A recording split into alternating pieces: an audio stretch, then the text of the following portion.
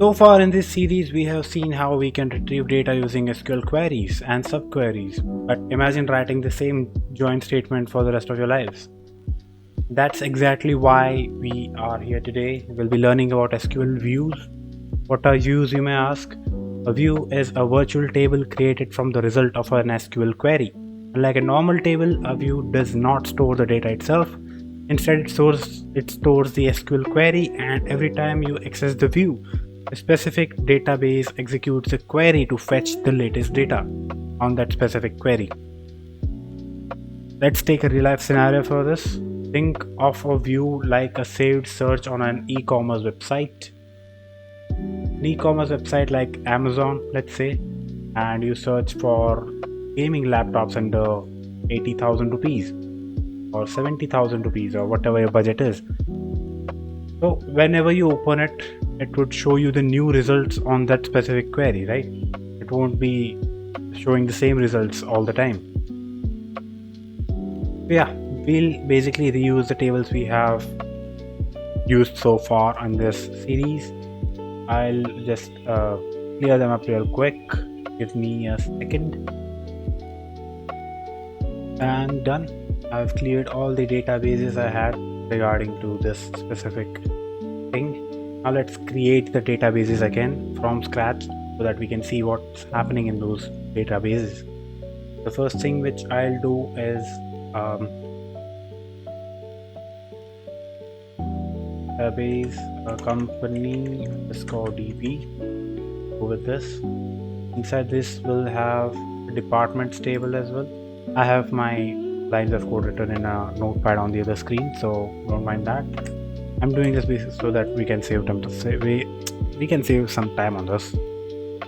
So we are creating this database by pressing enter. Okay, my bad.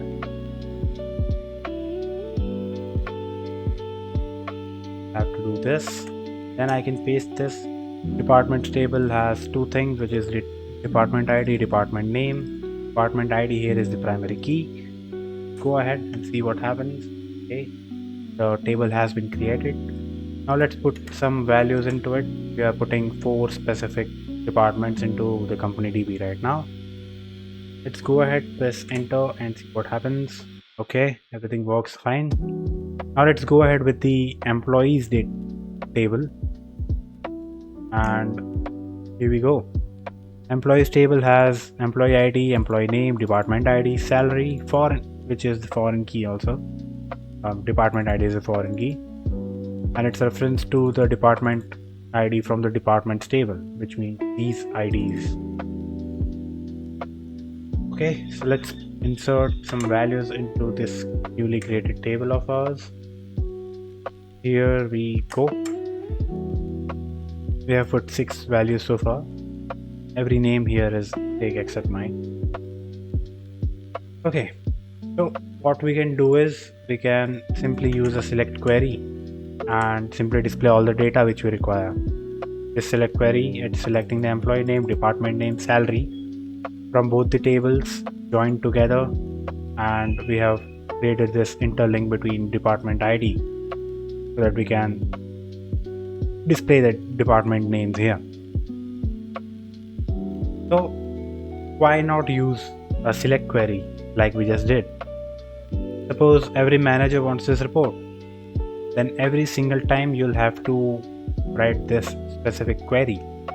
But we can just simply create a view and make it simpler.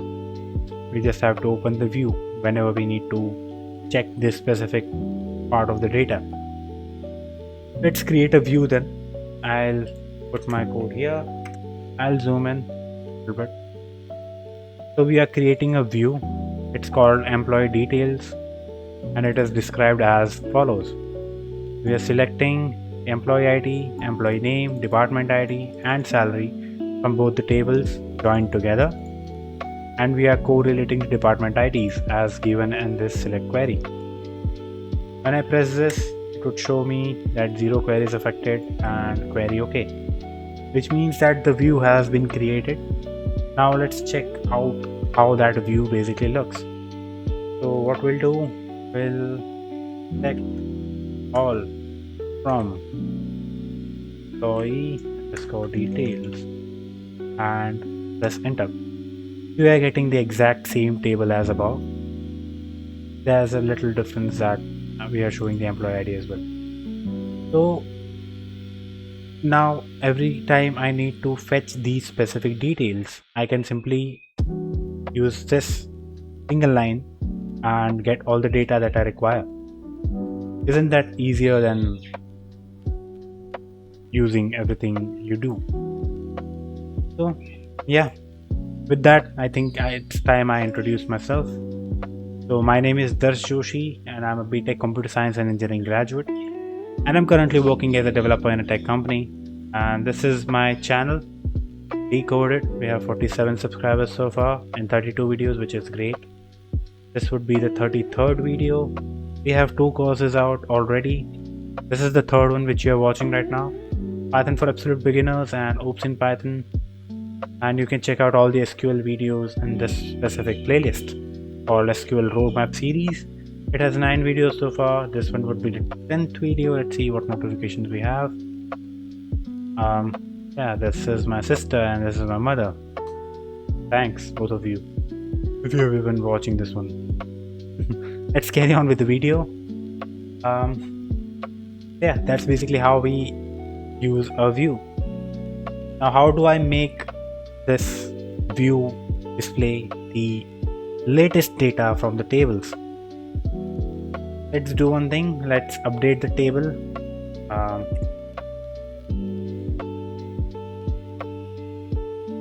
Date employee set salary equals 85,000, and let's put it for 105. Who is 105? Kabir. Let's go with that.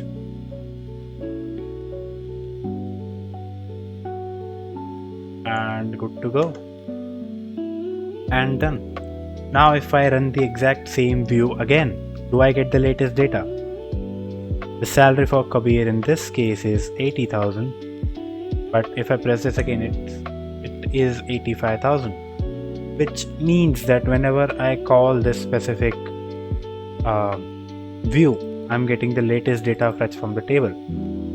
So that defines view more clearly, that views are basically stored queries which we can run any time we want, and it would give us the latest data according to that.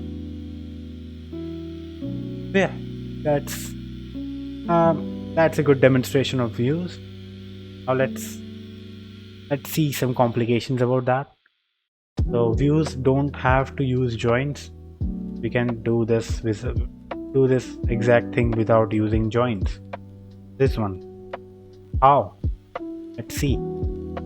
I'll paste this here real quick.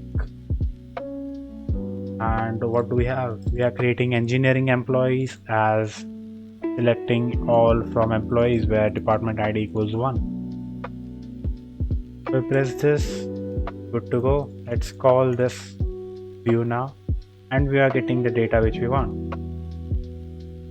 Now let's update our data with a view. How do we do that? We can simply use this query right here. We are updating the view. We are setting the salary to 95,000 for 101, which is me. Let's try this out if it works. If it works, okay, it worked. And now let's check out the employees table. Has my salary updated? And it has. So we can use views to update data inside the tables as well. And that's good enough. Let's move to the next thing, which is complex views. Some views that cannot be updated. So let's try out a specific view which I have. So this view is called department salary, and we are selecting department ID, salary as average salary, average salary as average underscore salary from the table employees, and it's grouped by department ID. Let's press enter and see what happens. Now let's do this. If I press enter, would it work? It won't work. It would give out an error like this. So the target table department salary of the update is not updatable. Why? Because we are not showing something that's absolute. We are showing something that's dynamic. We are showing something that depends on a lot of rest of the values. In this case, it's salaries because we're calculating the average salary. Yeah. Now let's try to alter the view. Let's run this query. I'll explain what it does. So we are creating or replacing the view which is employee details, which does have employee name, department name, and we are joining both the tables. What would happen? Let's see what would happen if I simply just call this specific view again. Select start from, is it called employee details? Then we see that we have altered the table structure because this was the table structure before, right? We were displaying employee IDs and salaries as well. But now we are not, so we are simply showing the names and their departments. Now, how do we drop a view from existence? How do we delete a view permanently? Simple, it's similar to the table. Drop view employee details. If I press enter, this view will be gone forever, and it's gone. If I do this, throws an error because we don't have that view home. Okay, that's everything you need to learn about views, but there's more theoretical part to it than practical part. So what are some advantages of using views over everything else? So views basically simplify complex queries, as we have seen so far. It improves code reusability. We are basically reusing the queries which we wrote without actually writing out the entire queries, and calling the view is simple. It enhances the security by exposing only selected columns. As we can see in the screen right now, we have chosen only these two columns to be displayed, and it's displaying only these two columns except everything else. It makes reports easier to generate. We can simply have whatever data we want and generate a report out of it without calling the data which you don't need. Yeah, makes sense. And it helps maintain consistency across applications. Well, that's self-explanatory. Now let's discuss some of the limitations of views. They don't store their own data. These data, this comes from employees table, this comes from the departments table. There's no unique data for the view itself. View is basically I take something from this table, I take something from this table and put it together. That's what a view is. The next limitation is that complex views are often read only, like the average salary one. Where did it go? I think I never called it.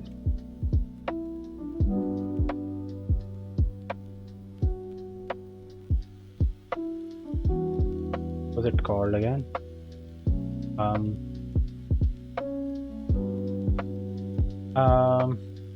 It's called department salary. Just typing average salary or something. If I see, we see all the data from here and there. So this is basically a complex view, and we cannot do anything about these data. We can't modify the average salaries because it depends upon a lot of data from other tables. So yeah, complex views are often read only. We can't do anything about this specific view. Performance depends on the underlying query. Like, the query can be huge, can be so much in depth than what we have done here, and it is what the performance of the view is dependent upon. And the last limitation is excessive nested view can make debugging difficult. Like, if I use a view and then I use another view on top of that view and another view on top of both of those views, then it would be difficult for a third person to debug the code for me.